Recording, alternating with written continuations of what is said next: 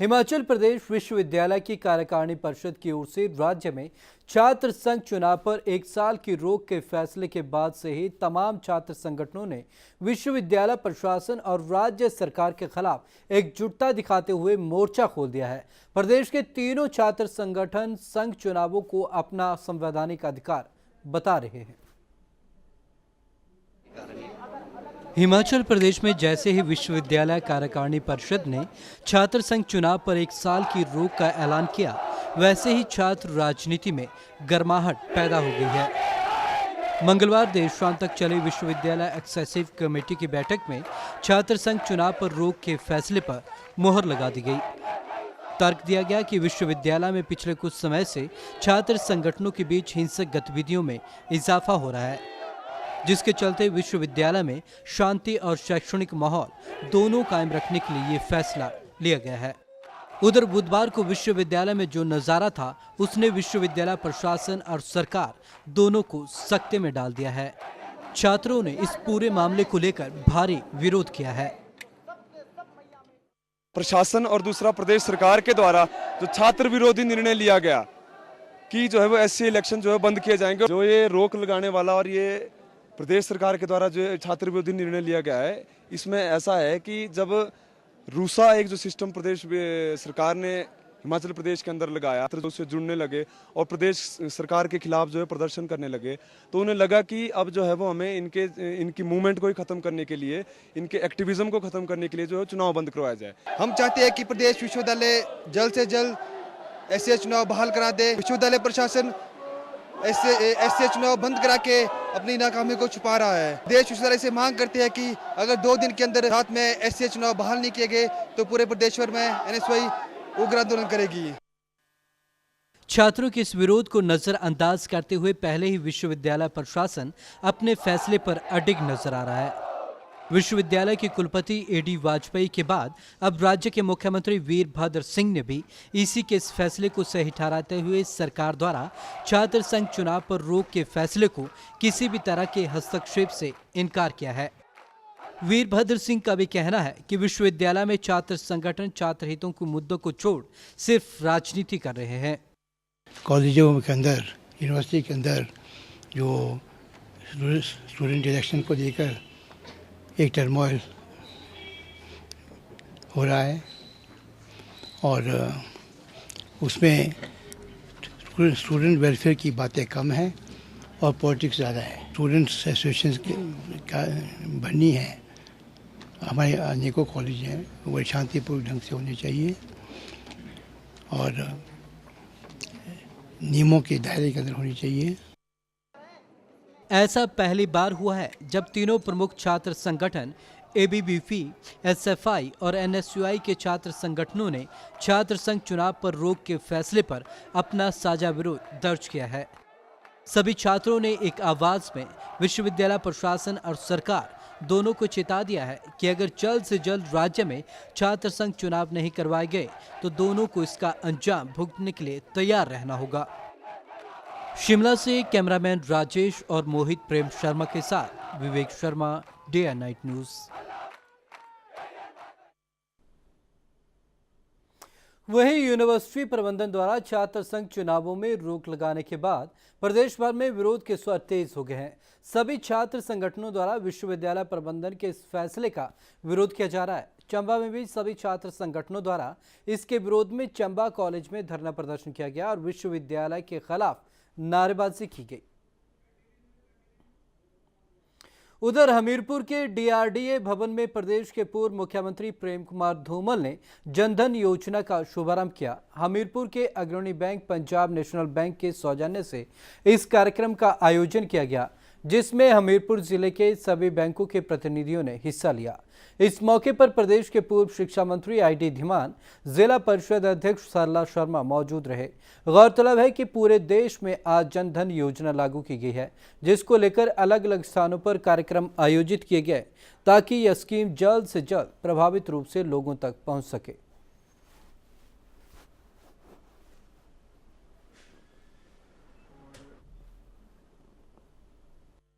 योजना इस नई गवर्नमेंट की एक बहुत महत्वाकांक्षी योजना है, जिसमें कि उसमें बचे हुए 7.5 करोड़ परिवार के 15 करोड़ हितग्राहियों को इस बैंकिंग फैसिलिटी से जोड़ने की बात कही गई है और इसीलिए 23 तारीख से 27 तारीख तक लगातार कैंप्स आयोजित किए गए हैं जो सारे हर गांव हर मोहल्ले में और ग्रामीण और शहरी क्षेत्र दोनों को इसमें सम्मिलित किया गया है और 1 साल के अंदर इस पूरे प्रक्रिया को ख़त्म करने की बात कही गई है। उसके बाद इसके साथ साथ पेंशन और अन्य महत्वपूर्ण बैंकिंग फैसिलिटीज़ भी उनको प्रोवाइड की जाएगी।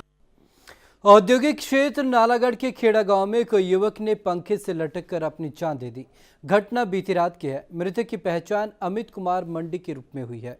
अमित 3 दिन पहले ही घर से नौकरी की तलाश में नालागढ़ आया था। खेड़ा में वह अपने दोस्तों के साथ रह रहा था। कल सुबह उसके दोस्त अपने काम पर चले गए। शाम को वह जब काम से लौटे तो उन्होंने अमित का शव पंखे से लटका देखा।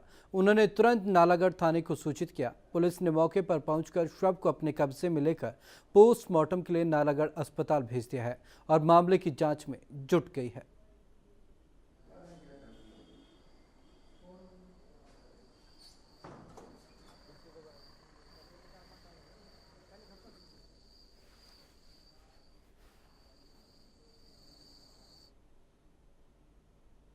भारत संचार निगम लिमिटेड के पिछले 10 साल से लाभ उठा रहे उपभोक्ताओं को जोर का झटका दिया है। जिन उपभोक्ताओं ने लैंडलाइन कनेक्शन लगवा रखे हैं उन्हें सुविधा न मिलने से केवल किराया ही चुकाना पड़ रहा है और सेवाएं पूरी तरीके से चरमराई हुई हैं। हमीरपुर जिला के तहत आने वाली BSNL की भीड़ा एक्सचेंज के 1 महीने से ठप होने के चलते लोगों को भारी परेशानी हो रही है। यह एक्सचेंज 5 पंचायतों को सुविधा पहुंचाती है जिसमें 25 से 30 गाँव आते हैं। हालांकि उपभोक्ताओं के द्वारा बार बार BSNL विभाग के पास शिकायत भी की जा रही है लेकिन फिर भी समस्या का हल नहीं हुआ। स्थानीय लोगों में भी एक्सचेंज के ठप होने पर गहरा रोष पनप रहा है। इस समस्या से जहां घर बैठे उपभोक्ताओं को समस्याएं झेलनी पड़ रही हैं, वहीं जिन लोगों का कारोबार इंटरनेट से संबंधित है उन्हें भी आर्थिक नुकसान उठाना पड़ रहा है।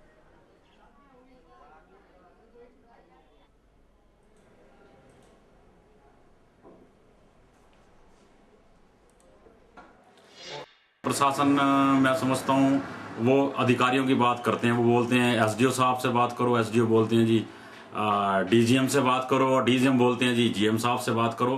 तो ये आपस में ही उलझा रहता है। अब ये बोलते हैं कार्ड जल गए हैं, उपलब्ध होंगे तभी होंगे। इसमें काफ़ी प्रॉब्लम आ रही है। हमारा जो काम है वो मेनली नेट का ही है और 15 दिनों से बंद है जिसके कारण हमें काफ़ी ज़्यादा प्रॉब्लम आई है और स्पेशली फिर उसके बाद पहले तो हमने 3-4 दिन वेट किया लेकिन जब कोई इसमें कंप्लेंट भी की इसकी लेकिन जब इसमें कोई मतलब कार्रवाई नहीं हुई तो हमें डोंगर लेने पड़े। तो इसमें वाईफाई भी हमने लिया हुआ था ब्रॉडबैंड में, ना तो इस पर फ़ोन चल रहा है और ना ही नेट मतलब काम कर ब्रॉडबैंड काम करता है। चंबा का राजकीय माध्यमिक विद्यालय जुलाहकड़ी पिछले 10 सालों से स्कूल भवन को तरस रहा है। साल 2004 में स्कूल को मिडिल तक का दर्जा तो मिल गया लेकिन 10 सालों में बच्चों को एक सही कमरा तक नहीं मिल पाया।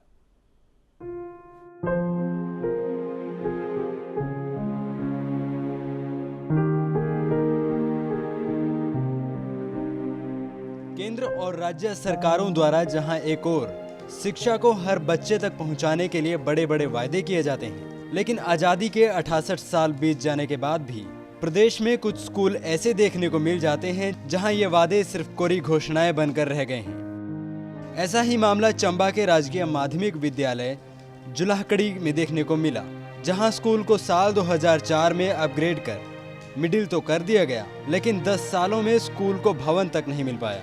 देखने की बात यह भी है कि यह स्कूल चंबा से किसी दूर दराज के क्षेत्र में नहीं है बल्कि चंबा शहर से मात्र आधा किलोमीटर दूर मोहल्ला जुलाहकड़ी में पड़ता है। लेकिन 10 सालों में स्कूल का भवन न बन पाया, ये किसी आश्चर्य से कम नहीं है। राजकीय माध्यमिक विद्यालय जुलाहकड़ी के प्रधानाचार्य सुकन्या रैणा ने बताया कि स्कूल के पास अपनी कोई जमीन न होने के कारण पिछले 10 सालों से उनका स्कूल प्राथमिक स्कूल द्वारा दिए गए एक कमरे में चल रहा है। उन्होंने बताया कि स्कूल की जमीन न होने के कारण साल 2013 में शिक्षा विभाग और प्रशासन द्वारा ये फैसला लिया गया कि प्राथमिक विद्यालय की खाली पड़ी जमीन पर एक भवन बनाया जाए जिसकी दूसरी मंजिल मिडिल स्कूल को दी जाएगी, जिसके लिए 7,19,000 का प्रावधान भी किया गया था। लेकिन उन्हें सिर्फ 1,80,000 रुपए की राशि जारी की गई, जो अब खत्म हो चुकी है। यहाँ पे जब पहले स्कूल जो है यहाँ गुरुद्वारे के ग्राउंड में लगाया जाता था, तब वहाँ बड़ी मुश्किलों का सामना करना पड़ा। रोज अध्यापकों को कई प्रकार की वो आती थी कि हाँ जी यहाँ क्यों बैठे हैं या यहाँ क्या कर रहे हैं। तो उसके बाद इन्होंने प्राइमरी से आग्रह किया, तो प्राइमरी वालों ने एक कमरा जो है वो मिडिल स्कूल के लिए उपलब्ध करवाया। परंतु एक कमरे से ही सारा कार्य नहीं चल सकता। मिडिल स्कूल के लिए तो और भी चीज़ों की आवश्यकता होती है। 3 क्लास होती हैं, तीनों क्लासों को बैठने के लिए कोई भी स्थान जो है वो सही नहीं था। वहीं स्कूल में पढ़ रहे बच्चों के अभिभावकों का कहना है कि स्कूल की समस्या को लेकर वो कई बार शिक्षा विभाग और प्रशासन के अधिकारियों से मिल चुके हैं, लेकिन उनकी समस्या ज्यों की त्यों बनी हुई है। उनकी प्रदेश सरकार से ये मांग है कि उनके स्कूल की समस्या के बारे में कड़े निर्णय लिए जाएं। हमारे बच्चे भी इसी तरह एक कमरे में, जो हमारे बच्चे 8वीं क्लास के बच्चे पढ़ रहे हैं, उसमें तमाम किचन भी है और पढ़ाई भी हो रही है। टीचर भी परेशान है। यहाँ 6ठी क्लास के ये बच्चे लगे हुए हैं आगे छत के नीचे, तमाम परेशानियों का सामना उठाना पड़ता है। तमाम अधिकारियों के पास गए और गुहार लगाई, मगर कोई सुनवाई नहीं हो पाई। उनके लिए इतने प्रॉब्लम वाले काम है। बाहर गुरुद्वारा है, सामने सड़क के बच्चे दूर देखते रहते, न पढ़ाई में उनका मन लगता है न कुछ भी नहीं। 7 दिन ऐसे बीत जाता है। और अभी देखो कुकर का हादसा हुआ, जिसमें एक ही कमरे में खाना बनता है, बच्चे वहीं पढ़ाई करते हैं। 8वीं क्लास के बच्चे, न उनको बैठने के लिए जगह है। चल कुकर के हादसे में अगर कुछ हो जाता तो कितनी प्रॉब्लम आ जाती हमारे बच्चों को, हमारे टीचरों को। वहीं पिछले दिनों मिडिल स्कूल के साथ चल रहे प्राथमिक स्कूल में हुई कुकर फटने की घटना ने मिडिल स्कूल के अध्यापकों को भी काफी डरा दिया है, क्योंकि मिडिल स्कूल के पास जो एक कमरा है उसमें मिड डे मील बनाया जाता है। उसमें 8वीं की कक्षा भी लगती है और वहीं स्टोर रूम के तौर पर भी इस्तेमाल होता है। शिक्षा के अधिकार के तहत जहां सरकारों द्वारा बच्चों को मूलभूत सुविधाएं देने का वादा किया जाता है, लेकिन ऐसे मामलों को देखकर लगता है मानो अगर सरकार शहर में लगते स्कूलों में प्राथमिक सुविधाएं पहुंचाने में असफल रही है, तो दूर दराज के इलाकों का क्या हाल होगा ये समझा जा सकता है। चंबा से पुनीत मल्होत्रा के साथ Subhash Chandra, day night news. Kinnaur का उर्नी गांव इन दिनों खतरे की जद में है। पिछले 3 दिनों से लगातार भूस्खलन होता जा रहा है। भूस्खलन के चलते सैकड़ों सेब के कई पेड़ भी नष्ट हो चुके हैं, जिससे लोगों को भारी नुकसान हो रहा है।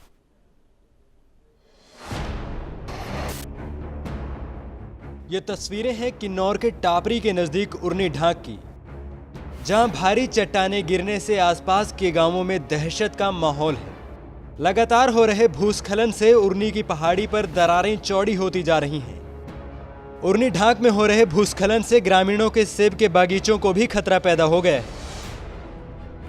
हजारों सेब के बागीचों के बीच में मोटी मोटी दरारें पड़ गई हैं। स्थानीय लोगों का आरोप है कि 1000 मेगावाट की करछम वांगतु जल विद्युत परियोजना की निर्माता कंपनी ने अवैध रूप से सुरंगों का निर्माण किया है, जिसके लिए यहां पर तेज धमाके किए गए, जिससे ये जमीनें दरक गई हैं।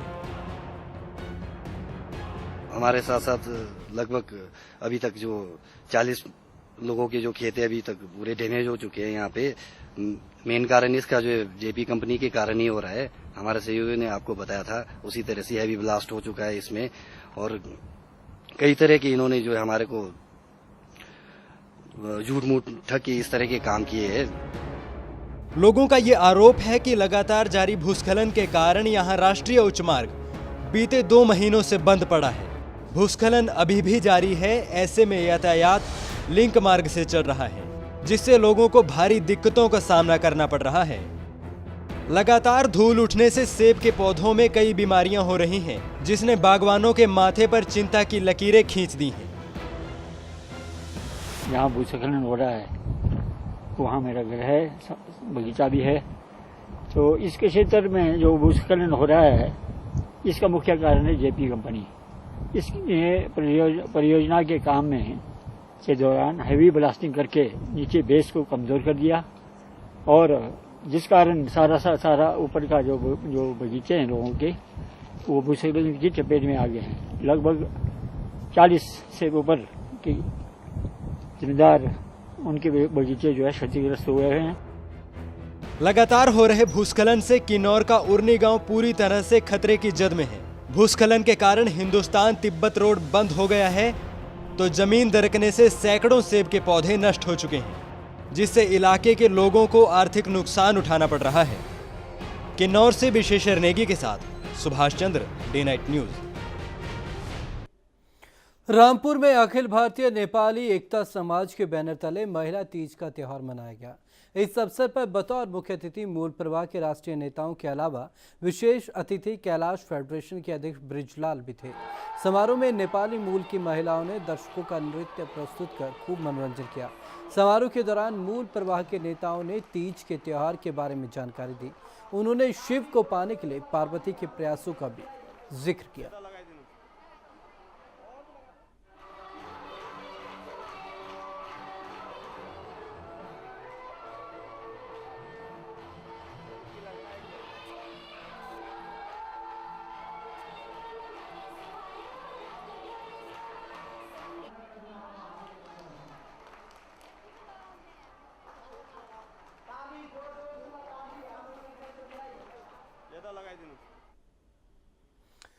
करसोग के किसान भूपराम ने दावा किया है कि प्रदेश में हर क्षेत्र में चंदन की खेती की जा सकती है और किसानों को आर्थिकी में सुधार किया जा सकता है। इसलिए वो चाहते हैं कि प्रदेश का हर किसान चंदन की खेती करे और प्रदेश की आर्थिकी को मजबूत करे। भूपराम की माने तो हिमाचल की गरीबी हटाने का सबसे आसान तरीका चंदन की खेती है। इस बारे में जानकारी देते हुए भूपराम ने कहा कि उन्होंने करसोग में पहले चंदन की खेती कर ये साबित किया कि हिमाचल में चंदन की खेती हो सकती है।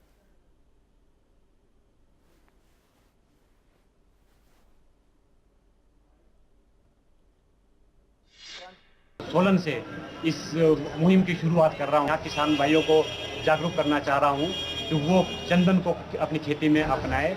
ये हमारे समाज के लिए, हमारी आर्थिक स्थिति के लिए बहुत ही महत्वपूर्ण कदम होगा, जिससे हमारी पूरे देश की आर्थिकी बदली जा सकती है और हमारे देश की में कोई गरीब नहीं रहेगा। ये गरीबी को मिटाने का एक सबसे आसान मंत्र है चंदन की खेती। हिमाचल समाचार में अब तक के लिए बस इतना ही। मुझे दीजिए इजाजत। खबरों की दुनिया में आइए, हमारे साथ कहीं भी और कभी भी जुड़िए। हम मिलेंगे फेसबुक पर, हम दिखेंगे यूट्यूब पर, हमें फॉलो कीजिए ट्विटर पर। खबरों के साथ बने रहिए रात दिन।